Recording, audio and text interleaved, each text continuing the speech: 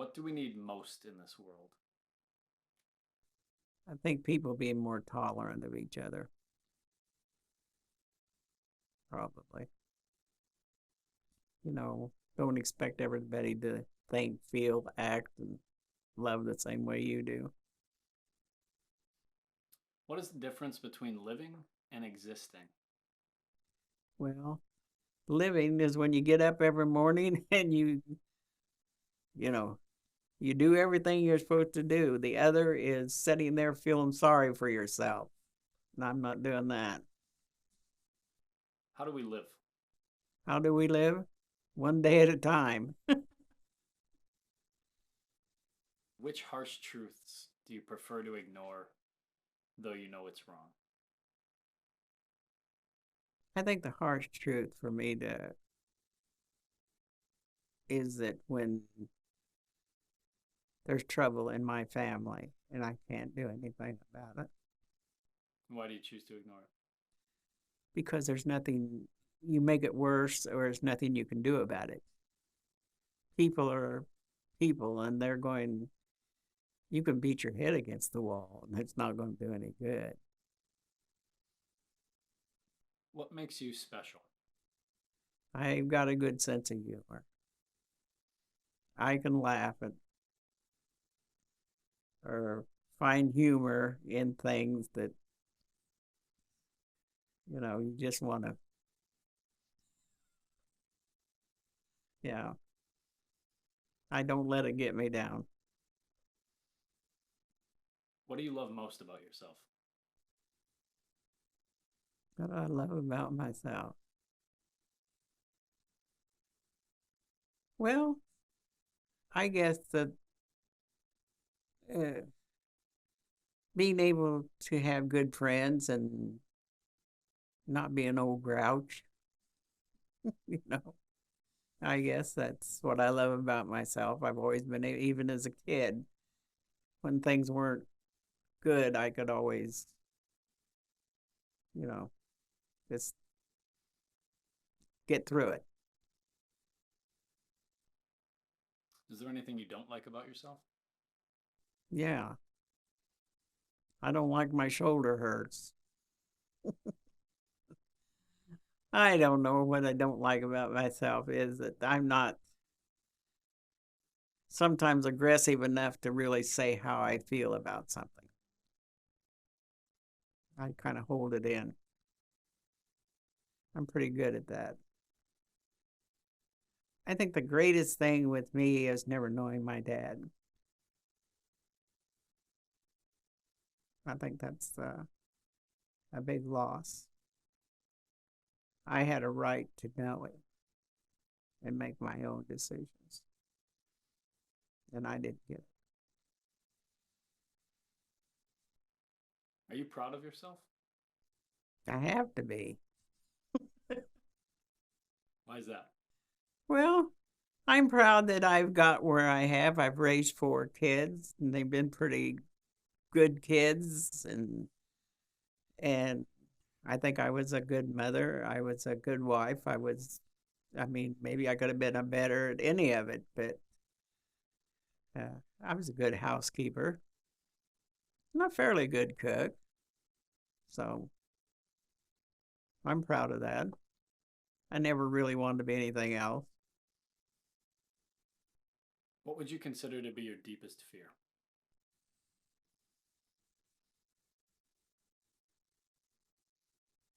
Well, probably losing another child. I think that's it. You don't outlive your children. That's my worst fear. What do most people get wrong about life? Thinking it's a bowl of cherries. I guess. Uh, yeah, I think, you expect more than get normally. You expect more out of people that you shouldn't.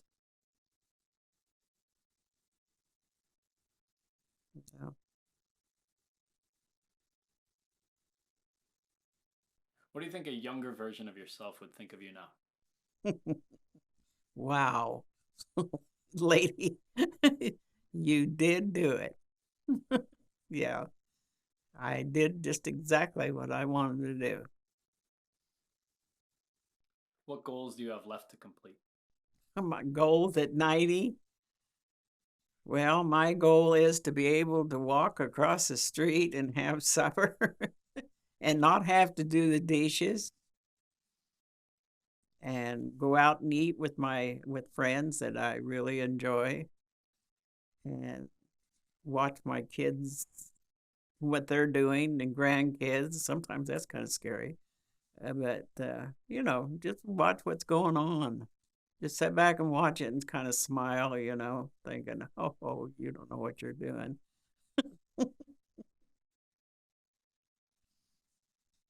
What life lesson did you learn the hard way? What life lesson that I learned the hard way? Always, always trying to. I think the lesson with me has always been trying to find the good things in life and being disappointed with somebody. That's the hardest lesson I've ever learned. That you know somebody and it wasn't there, and there was a lot of hurt. I hope I never have to learn that one again. When was the time you felt success?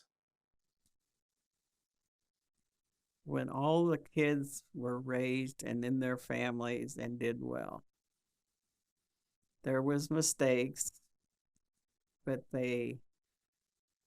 of my kids, I'll have to say they are hard workers, all four of them. They are that. I mean, they made mistakes, but I didn't expect them not to make mistakes. But they are all have been hard workers, still are. You want to tell me when I felt old? It's when my son drove his Social Security. That is a feeling I'm sure not many people get. It's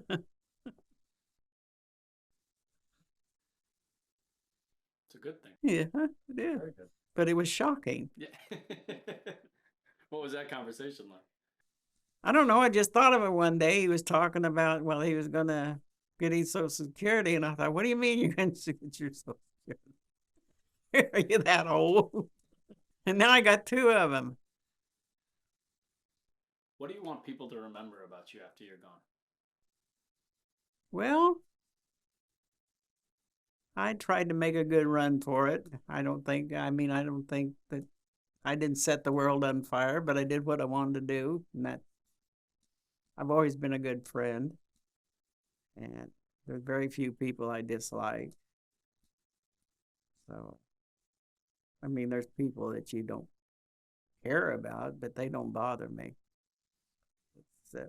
You want your friends to I want them to look back and smile and laugh, at the things you did and had fun with. I don't want them sitting around boo-hooing, I don't want that.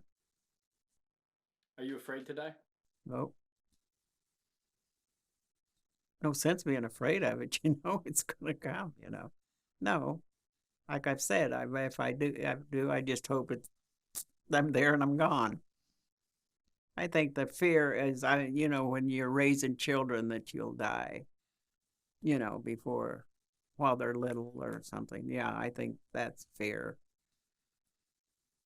Or, but I don't guess there's never a good time, but, when you're older, you're not needed as much. I think it's when you're needed that you'd worry about it. What life lessons do you want to pass on to those you leave behind? Take life pretty seriously and just, make the most of it. Don't be afraid to try something if you really want to do it and see if it works. I think, yeah, I just want them all to be happy. What is one thing every human should experience at least once in their life? I guess having a good friend would be mine, because that's one thing that I did have that I think molded a lot of the way we were kind of different, but together she was a really good friend. Talk to somebody you can talk anything about and know that's as far as it's going to go. You see very few friends like that. She would do things that about set me crazy, go shopping. I couldn't stand it. I'm the one that goes in a store, and if I don't see it, I leave. She was there to look at everything it was, but we could sit and talk about anything and never go any farther than that. I think having a good friend, even outside of your family, somebody that you can talk to maybe about your family, and never go any farther. What's it like to be 90 years old? Well, I didn't find it any different than 89.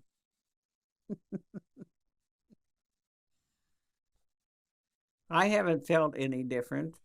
I don't ache any more than I did when I was 89. But people are more, oh, you're 89, like, geez, it's a sickness or something. But it just doesn't bother me. Is there anything that you think people assume about aging that you think is incorrect? Yeah, I think people think that the older you get, you're either senile or you don't know anything. Or I find out when you get into a group of young people, and I'm saying now, like, well, Trayton's age or even older, like Melissa and Matt, that you find that they don't want to hear any of your opinions about anything, about raising kids or anything. Uh, they just you're just sitting there. That's kind of it. But I just find amusement in it. They never ask you a question. Like, you've had more experience, but you're kind of left there all by your little self at 90. Of course, that's a good thing too. They leave you alone. I don't want to hear their problems. What are you grateful for? Well, I'm grateful for, family. I'm grateful for friends. I'm grateful that I'm in this shape at 90. Can't ask for much more. What advice would you give to a teenager today? I would give advice to a teenager today. Don't rush life. I mean, don't, you know, enjoy it and think about it, and don't jump into, kids are so impulsive at that age. Think about more college and stuff than, you know, just going out having a good time. That's okay too, but just be careful with it. What advice would you give to somebody in their 30s today? That's a great age. You know, enjoy it. There's not as much advice. The only thing I haven't advised a kid in the 30s was watch your bank account. I think sometimes their credit cards are sky high, but 30 is a great age. What advice would you give to somebody in their 50s today? Sit back and enjoy it, because that's a good age. You're still young enough to feel good, do normally. I mean, of course, there's always sickness, but just sit back and do some of the things you wanted to do. Yeah, like if you want my son, of course he's older than that, but even at that age, he liked to go and do and see things, and I think that's great. I probably would have done more of that. And the last question, who are you? Who am I? Well, I'm a 90-year-old woman that feels pretty good and enjoying life as it is. That's what it is.